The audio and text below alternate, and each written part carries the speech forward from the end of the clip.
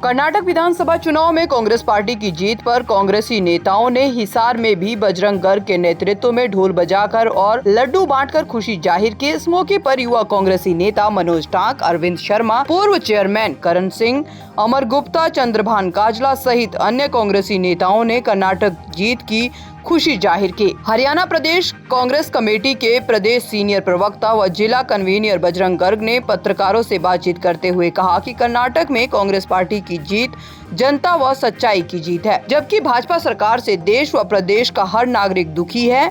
बेतहाशा महंगाई व बेरोजगारी से जनता बेहद दुखी है।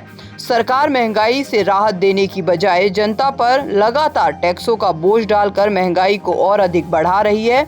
बजरंग गर्ग ने कहा कि भाजपा पार्टी 2014 में वादा करती थी कि हमारी सरकार आने पर 35 रुपए लीटर पेट्रोल डीजल देंगे, 250 रुपए रसोई गैस सिलेंडर देंगे। प्रधानमंत्री नरेंद्र मोदी ने घोषणा की थी कि हर साल 2 करोड़ युवाओं को नौकरी देंगे। भाजपा सरकार की सभी घोषणाएं जुमला सिद्ध हुई है। उन्होंने कहा कि रसोई गैस 1150 रुपए हो गया है, पेट्रोल 100 रुपए प्रति लीटर तक करके सरकार ने जनता की जेबों पर डाका डालने का काम किया है। कर्नाटक विधानसभा चुनाव के अंदर कांग्रेस पार्टी भारू बहुमत से जीत रही है। ये जनता की जीत है और यहाँ तक कि कर्नाटक की जनता के साथ साथ मैं देश की जनता की जीत कहूँगा, क्योंकि इस तानाशाही सरकार को जिस प्रकार कर्नाटका में हराने का काम किया है, ये पूरी लहर पूरे देश में चलेगी और 2024 के अंदर केंद्र में और हरियाणा में भारी बहुमत से कांग्रेस की सरकार बनेगी और कांग्रेस पार्टी जनता के हित के अंदर काम करती है। ये वो तानाशाही सरकार है भारतीय जनता पार्टी, जिन्होंने लाठी डंडे के जोर के ऊपर सरकार चलाने का काम की है। हरियाणा की अगर बात करोगे, किसानों को, कर्मचारियों को, यहाँ तो आंगनवाड़ी महिलाओं को, सरपंचों को दौड़ा कर पीटने का काम किया। आज अंतर्राष्ट्रीय हमारी महिला खिलाड़ी 7 महिला खिलाड़ियों ने यौन शोषण के आरोप लगाने के बावजूद भी आज तक ब्रिजभूषण को गिरफ्तार नहीं किया गया। ये प्रधानमंत्री नरेंद्र मोदी जी, पूरी भारतीय जनता पार्टी की सरकार उसको ब्रिजभूषण को बचाने में लगी हुई है। मैं कहना चाहता हूँ, जब अंतर्राष्ट्रीय महिला खिलाड़ियों को ही इंसाफ नहीं मिलेगा तो देश के अंदर आम बहन बेटियों का इंसाफ कैसे मिलेगा। ये एक निकम्मी भ्रष्ट सरकार है। इससे देश की जनता मुक्ति चाहती है और कांग्रेस को लाना चाहती है और कांग्रेस सरकार बनेगी और जनता के हित में काम करेगी। आज सबसे पहले तो मैं कर्नाटक की जनता को बधाई देना चाहूँगा कि जिस प्रकार से भारतीय जनता पार्टी की सरकार, चाहे वो केंद्र में है चाहे प्रदेशों में है, जिस प्रकार से आम आदमी का शोषण और ख़ास करके सांप्रदायिक सद्भावना को बिगाड़ने का जो काम कर रही है, उसके खिलाफ कर्नाटक की जनता ने जो मत दिया, उसके लिए मैं उन लोगों का आभार व्यक्त करता हूँ।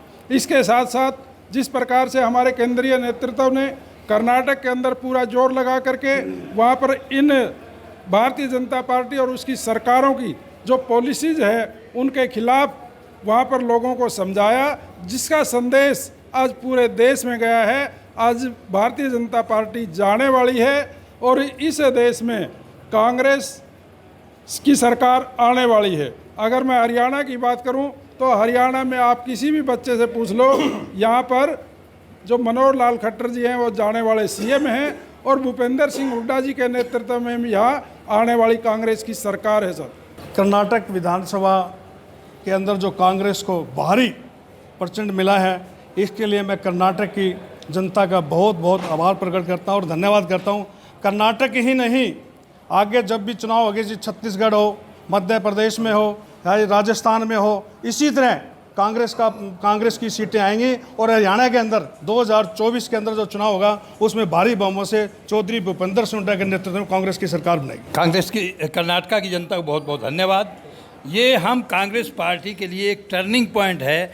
हम कांग्रेस जनों का इससे बहुत हौसला बढ़ेगा और इससे साबित हो गया कि मोदी ने जो अपना झूठ का जादू चलाया हुआ था वो अब जनता पर उसका असर ख़त्म हो रहा है। इसलिए कर्नाटक की जनता को बहुत बहुत धन्यवाद और कांग्रेस के लिए नवजीवन ये साबित होगा, ये मेरा पूरा विश्वास है। कर्नाटका की जनता ने जो मैंडेट दिया है कांग्रेस को, कर्नाटक की जनता बधाई की पात्र है और कांग्रेस पार्टी की जो अग्रिम लीडरशिप है वो बधाई की पात्र है। जो कर्नाटका की जनता ने मैंडेट दिया है, इससे ये साबित हो गया है भाजपा जा रही है, कांग्रेस आ रही है और देश बदलाव की ओर है। हम ये कहना चाहेंगे, आज जो सरकार आई है कांग्रेस की, राहुल जी की जितनी मेहनत थी उसको देखते हुए आज कर्नाटक की जनता ने ये साबित कर दिया कि लोकतंत्र बच रहा है।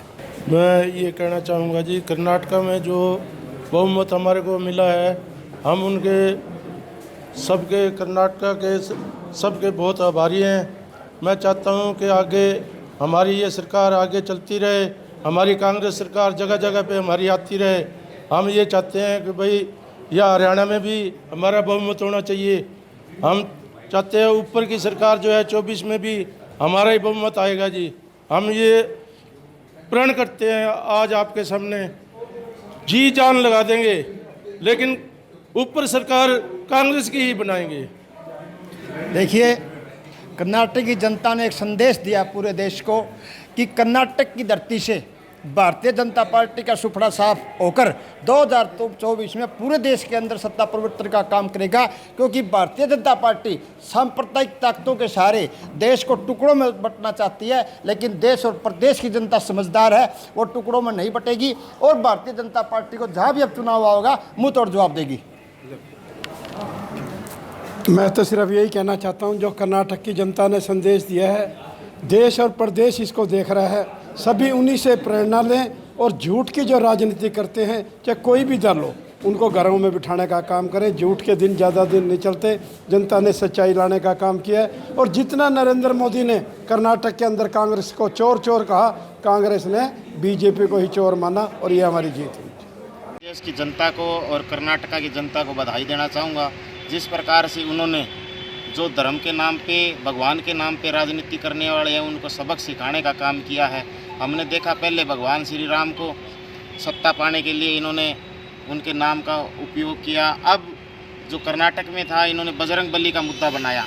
बिन बात के बजरंग बली को ये बीच में लेके आए और भगवान बजरंग बली ने इनको ऐसा गदा का प्रहार से इनको ध्वस्त कर दिया कि ये जो कल तक सत्ता में थे, आज 50 सीट पर सिमट के रह गए। आज कांग्रेस भवन हिसार में सभी कार्यकर्ताओं ने लड्डू बांट के और ढोल नगाड़ों के साथ जीत की खुशी मनाई और यही हम उम्मीद करते हैं आने वाले समय में 2024 में कांग्रेस की देश में सरकार बनेगी और हरियाणा में भी कांग्रेस की सरकार बनेगी। देख तो लेके आज हम सभी जो युवा कांग्रेसी है, बजरंग बली जी का जो गदा है वो लेकर पहुँचे हैं, क्योंकि जनता ने ये ठान लिया है कि भगवान के नाम पे वोट मांगने वाले को वोट नहीं देंगे, काम के नाम पे वोट मांगने वालों को वोट देंगे।